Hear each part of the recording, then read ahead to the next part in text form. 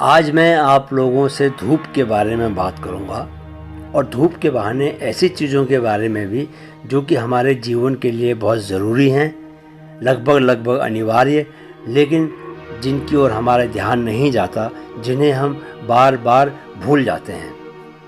क्या आपको याद है कि पिछली बार आप होशपूर्वक सुबह की धूप में कब बैठे थे?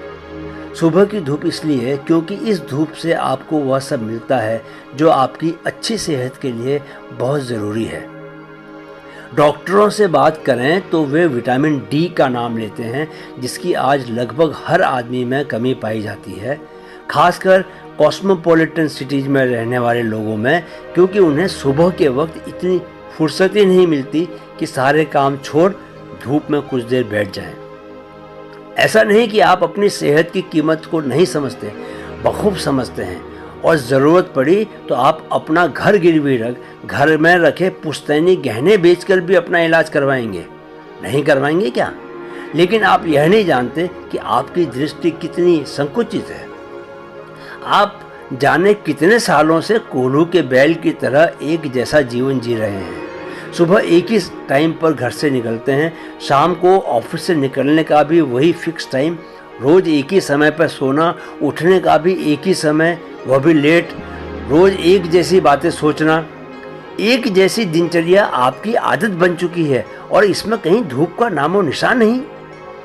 धूप में बैठने की छोड़िए, ज़रा याद करके बताएं कि पिछली बार आपने धूप के बारे में सोचा कब था। लगाइए, दिमाग पर जोर लगाइए। याद नहीं आ रहा होगा, याद कैसे आएगा? आपने जब वस्तुतः धूप के बारे में सोचा ही नहीं तो याद कैसे आएगा? आप कहेंगे धूप के बारे में नहीं सोचा क्योंकि सोचने के लिए धूप से ज़्यादा कीमती बातें थी आपके जीवन में। अच्छा, जरा हमें भी बताएं, धूप से कीमती क्या बातें थी?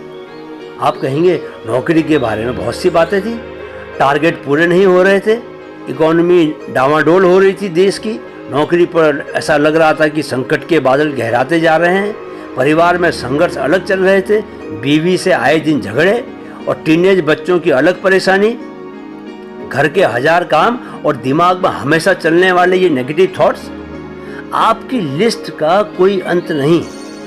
लेकिन इससे पहले कि आप और आगे बढ़ें और धूप के बारे में कुछ नहीं सोचने की 20 और वजहें गिनाएं मुझे, मैं आपको एक जादू के बारे में बताना चाहता हूँ। जादू यह है कि अगर आप नियमित धूप में होशपूर्वक 2-4 होने का वक्त निकाल लें, यानी कुछ समय के लिए धूप में बैठना शुरू करें होशपूर्वक, तो आपके जीवन में ऐसी तमाम वजहें हैं जिनके चलते आप वैसा नहीं कर पा रहे, स्वतः ही दूर हो जाएंगी। ऐसा मैं इसलिए कह रहा हूँ क्योंकि जीवन में होशपूर्वक धूप में बैठने का मतलब ही यह है कि दूसरे कामों के लिए भी आपके जीवन में होश आ जाएगा।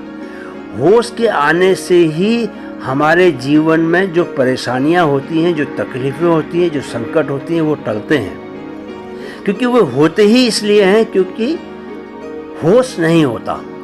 तकनीकी रूप से मेरी बात इस तरह सही है कि जिस धूप में होशपूर्वक नहीं बैठने के लिए आप वजहें गिना रहे हैं, अगर आप होशपूर्वक धूप में बैठने लगें तो वे चीज़ें अपने आप ही वजूद खो देंगी। लेकिन असल में आपके धूप में बैठना शुरू करने या सिर्फ धूप में बैठने की चाह रखने के मायने बहुत बड़े हैं। धूप को जीवन में महसूस करने का पहला अर्थ ही यह है कि आप जागरूक हैं, जागकर जीवन जी रहे हैं, सोकर नहीं। महानगरों में यकीनन जीवन बहुत कठिन है। ऐसा है इसीलिए तो एक जागरूक व्यक्ति सेहत के महत्व को और भी ज़्यादा समझेगा। वहाँ आपके पास जब बेहतर सेहत होगी तभी तो आप कॉस्मोपॉलिटन लाइफ के तनावों का मुकाबला कर पाएंगे ठीक से। आप अगर धूप में 5-10 मिनट रोज़ बैठते हैं तो उसके कई अर्थ निकाले जा सकते हैं। शायद आपको भी नहीं पता होगा कि आपके ऐसा कर पाने के पीछे कितनी बड़ी वजहें काम कर रही हैं। मैं आपको बताता हूं कि आपके धूप में बैठकर धूप का आनंद लेने का क्या अर्थ है। पहला अर्थ तो उसका यही है कि आपका जो टाइम मैनेजमेंट है वो बहुत ही अच्छा है। यानी ज़्यादातर लोगों की तरह आप गैर ज़रूरी चीज़ों को ज़्यादा समय और ज़रूरी चीज़ों को कम समय देने की गलती नहीं करते। दूसरा अर्थ, आप बेहोश होकर नहीं जी रहे, यानी आपका दिमाग शांत रहता है और आप चीज़ों के महत्व और जीवन में अपनी प्राथमिकताओं को लेकर हमेशा अलर्ट बने रहते हैं। तीसरा अर्थ, आप सेहत की अहमियत को समझते हैं, यानी आप पैसा कमाने के लिए अंधे होकर नहीं दौड़ रहे। चौथा अर्थ, प्रकृति और जीवन से आप ज़्यादा गहराई से जुड़े हैं, यानी आपके लिए जीवन सिर्फ नौकरी, प्रमोशन और पैसों से मिलने वाली समृद्धि नहीं है, उसमें प्रकृति के सानिध्य से मिलने वाला उच्चतर सुख भी शामिल है।